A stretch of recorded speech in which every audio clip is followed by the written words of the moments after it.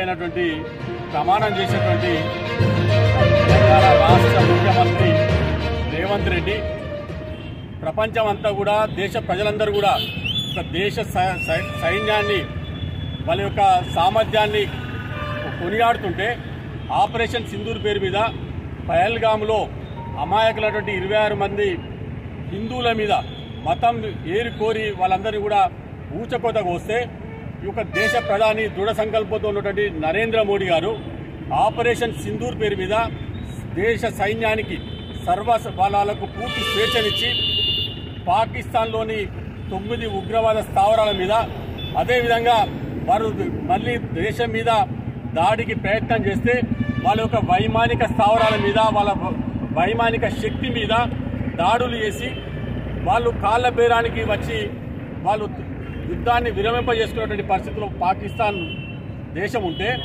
ఈ యొక్క రాష్ట్రానికి ముఖ్యమంత్రి అయి ఉండి వాళ్ళ యొక్క జూబ్లీ హిల్స్ ఉప ఎన్నికను దృష్టిలో పెట్టుకొని వాళ్ళకు కేవలం ఎన్నికలే కావాలి, కొద్దిమంది సంతుష్టీకరణ చేసుడే కావాలి తప్ప ఈ యొక్క దేశం పట్ల గౌరవం కానీ ఈ యొక్క సైనికుల పట్ల గౌరవం కానీ లేని విధంగా ఈ యొక్క కాంగ్రెస్ నాయకులు ముఖ్యంగా రేవంత్ రెడ్డి కానీ రాహుల్ గాంధీ కానీ గతంలో వ్యవహరించారు.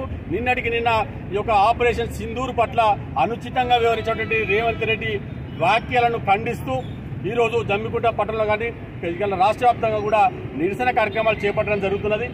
ఈ యొక్క రేవంత్ రెడ్డి గారు బేషరతుగా ఈ యొక్క తెలంగాణ ప్రజలు కానీ దేశ ప్రజలందరూ కూడా బహిరంగంగా క్షమాపణ చెప్పాలని చెప్పి మేము డిమాండ్ చేస్తున్నాము.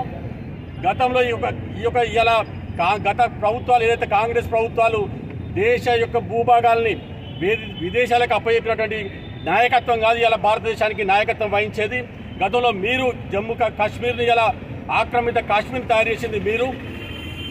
జమ్మూ కాశ్మీర్లో 1/3 భూభాగాన్ని పాకిస్తాన్కి అప్పచెప్పింది ఎవరు? చైనాకు 36,000 చదరపు కిలోమీటర్ల భూభాగాన్ని అప్పచెప్పింది మీరు కదా.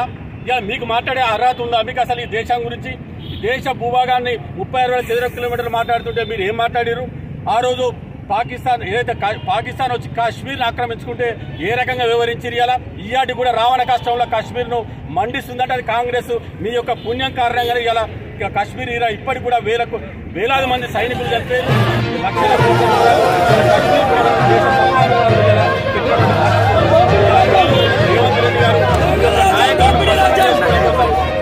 దేశాన్ని దేశ సైనికులను అవమానకరంగా మాట్లాడడం సరికాదు. వెంటనే దేశాన్ని క్షమాపణ చెప్పాలి.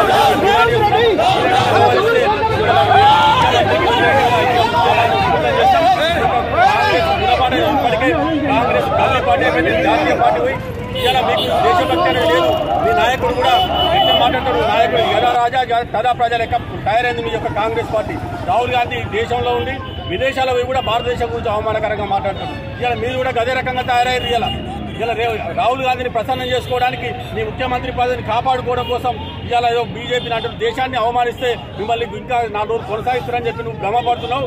ఇటువంటి దేశానికి వ్యతిరేకంగా వ్యాఖ్యలు చేస్తే, ఈ సైనికులకు వ్యతిరేకంగా వ్యాఖ్యలు చేస్తే మీకు తగిన గుణపాఠం చెప్తారు. ఇవాళ మీరు 2 రాష్ట్రాల పరిమితమయ్యారు. ఇంకా మొత్తం గల్లీకి ఇప్పటికే గల్లీపాటు అయింది.